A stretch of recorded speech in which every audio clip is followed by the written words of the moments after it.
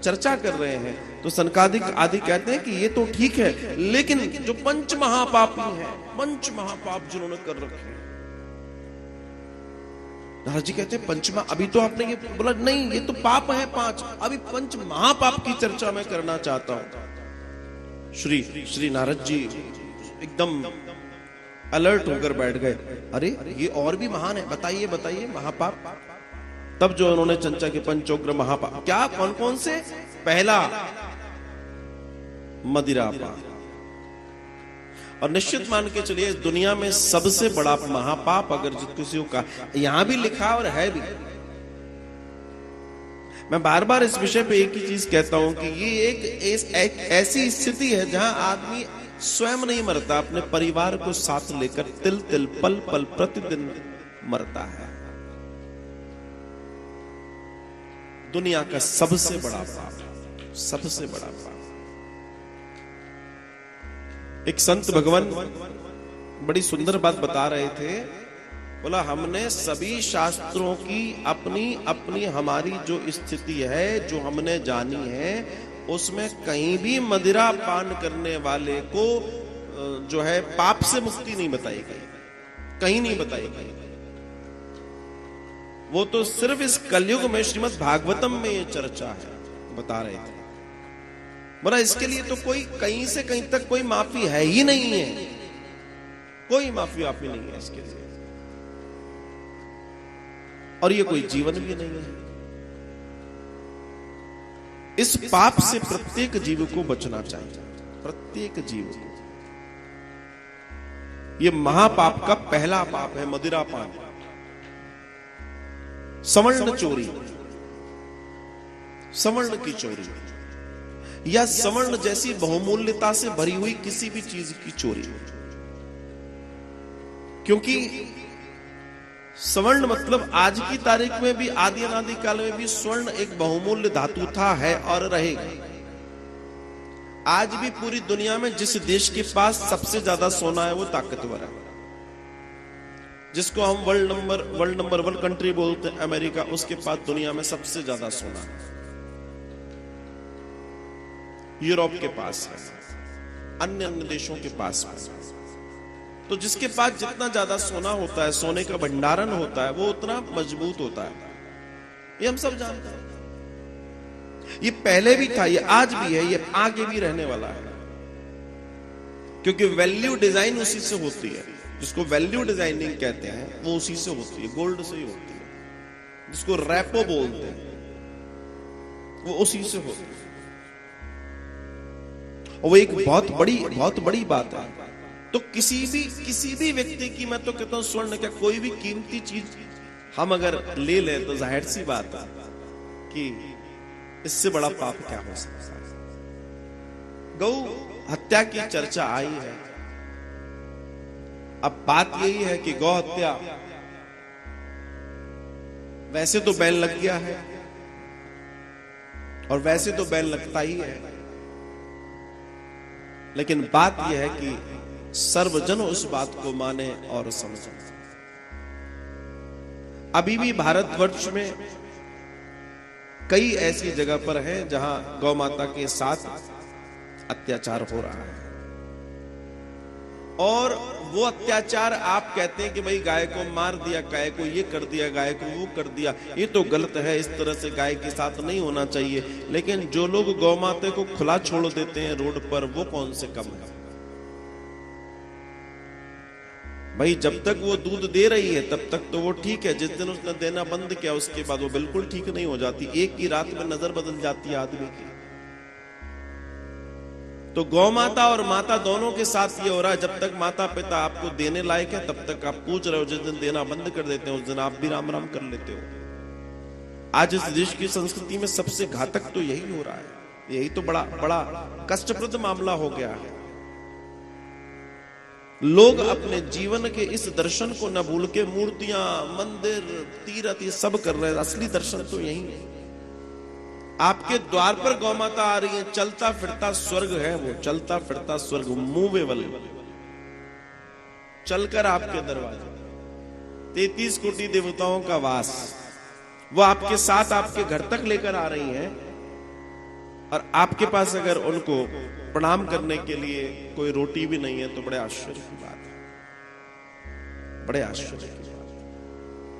मैं कई बार सफर करते में देखा, डिवोटीज को मैंने देखा गीता को देते हुए, लोगों को गीता वितरण करते हुए कि भाई गीता लीजिए, नचावर दीजिए। और वो मैंने देखा अगर वो 20 लोगों से कहते हैं तो शायद कोई एक लेता है, एक कोई कहेगा अच्छा दे दो, हाँ फ्री में दो तो भी सब ले लो, एक नहीं 4-4 ले लेगा। 10 रुपए की भी उनके पास कोई सीरीज है, वो कहते हैं कि आप ये ले लो, तो व्यक्ति कहता नहीं। इससे पता पड़ता है कि इस देश का पतन निश्चित है।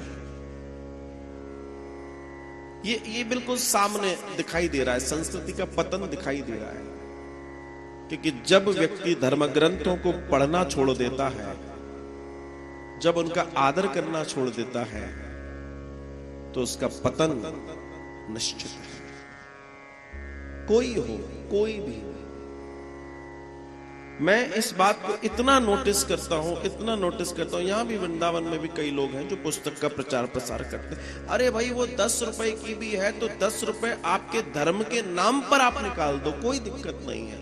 उसमें 4 शब्द लिखे होंगे, वो कहीं ना कहीं आपके जीवन शैली को महान बनाने के लिए लिखे हैं, किसी महापुरुष ने लिखे होंगे।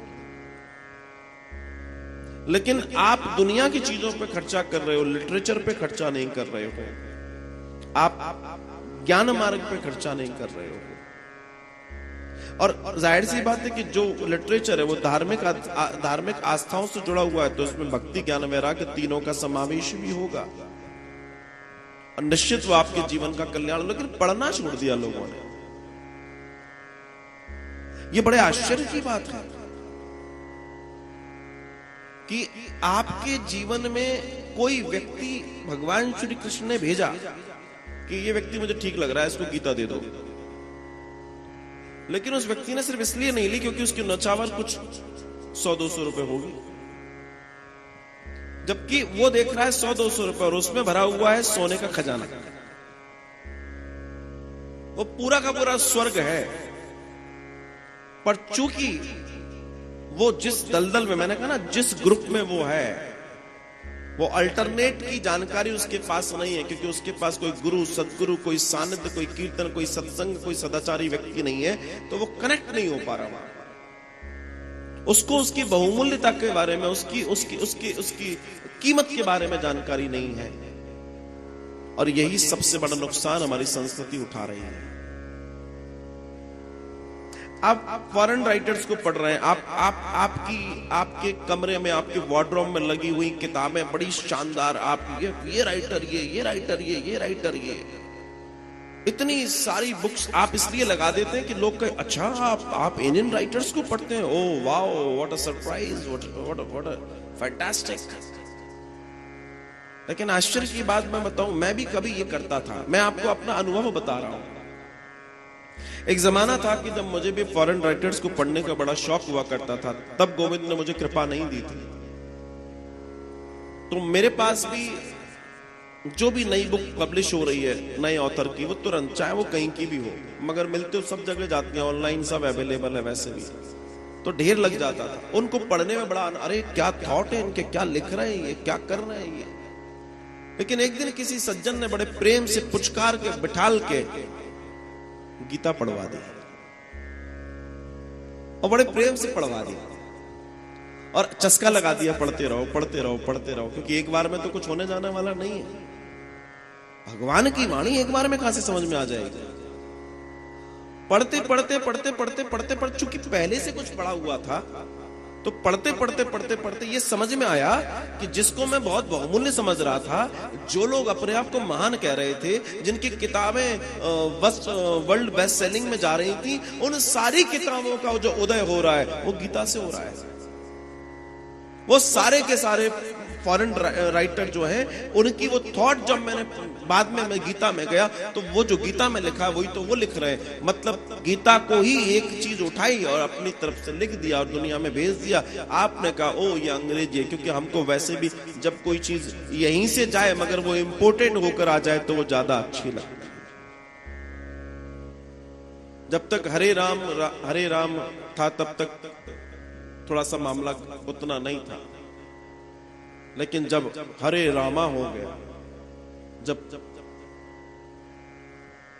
उसका इंपोर्टेड हो गया, जब वो हरे रामा राम रामा हरे हरे हो गया, प्रोनाउंसिएशन की बात है, ओके फाइन, बट वो जब तक योग की चर्चा थी किसी को मतलब नहीं था, कोई योग वोग नहीं। जिस दिन वो योगा हो गया उस दिन वो आहा क्या बात है। आप योगा करते हैं? जैसे योगा के दूसरे योगेश्वर अवतार, भाई आप योगा करते हैं? नहीं, हम योग करते हैं। योगा किया करो योगा किया करो, 10 मिनट योगा जरूर किया करो। अब इनसे बस ये पूछ लें कि योग क्या होता है, तो इनको मैं कह रहा हूं, मैं क्या कहूं, योग क्या है किसी को नहीं मालूम, पर किया क्या। और योग जानना है तो योगेश्वर श्री कृष्ण की शरणागति, इनसे बड़ा कौन योगेश्वर और कौन योग बताएगा। पर तथाकथित आप ऑनलाइन जाइए, बहुत सारे आपको विज्ञापन मिल जाएंगे, कुंडलिनी जागरण करो। कुंडलिनी जागरण करवा रहे हैं लोग, कोई 10 दिन में करवा रहा है, कोई 1 दिन में करवा रहा है, कोई 6 महीने में करवा रहा है। एक व्यक्ति का फोन आया, बहुत प्रसन्न था, बहुत दिन के बाद फोन आया था, बड़े दिन के बाद फोन, हाँ मैं एक शिविर में गया था, 6 महीने वहां रहा मैं। अच्छा क्या किया? कुंडलिनी जागरण की, और वो कम से कम 15 मिनट तक बोलता रहा, 15 मिनट तक बोलता रहा। जब वो बहुत बोलता रहा तो मुझको लगा कि मुझे इसकी मदद करनी चाहिए, तो मैंने बोल दिया तुम्हारी कुंडलिनी जागरण नहीं हुई। बड़ा उसको बुरा लगा, मैंने कहा नहीं हुई, मैं कह रहा हूं आपसे नहीं हुई। बोला तो इतने आप विश्वास से कैसे कह सकते हैं? मैंने कहा कुंडलिनी अगर आपकी जागृत हो जाती तो 20 मिनट तुम बोलते नहीं, मौन हो जाते। जिसकी जागृत हो गई वो बोलना बंद कर देता है साहब, वो मौन हो जाता है, वो इतना बड़बड़ नहीं करता, वो मौन हो जाता है, वो अंदर की खोज में उतर जाता है, वो अंदर के सागर की तरंगों में झूलता है, वो भारी आकर्षण में, भारी चर्चाओं में फिर भाग नहीं लेता, उसको आनंद ही नहीं आएगा। जिसने एक महान रस चख लिया हो वो कहां ही छुद्रों में पड़ेगा, कहां क्या पड़ेगा। इसलिए नानक कहते हैं नाम खुमारी नानका। ये इस नशे की बात हो रही है, वो कह रहे हैं दूसरा कर लो। कौन सा? जो एक बार अगर आपके ऊपर चढ़ गया तो जन्मों जन्मों तक न उतरेगा, वो है हरि नाम। हरि नाम, गोविंद गोविंद गोविंद। अपने कृष्ण को पुकारो, अपने गोविंद को पुकारो। स्वर्ण की चोरी, गौ हत्या, ब्राह्मण का पैसा चुराना, ब्राह्मणों का तिरस्कार करना और व्यभिचारी व्यक्ति, ऐसे लोग भी अगर अपने जीवन के कल्याण के लिए भूल से भी भागवत की शरण लेते हैं तो उनका कल्याण हो जाता है।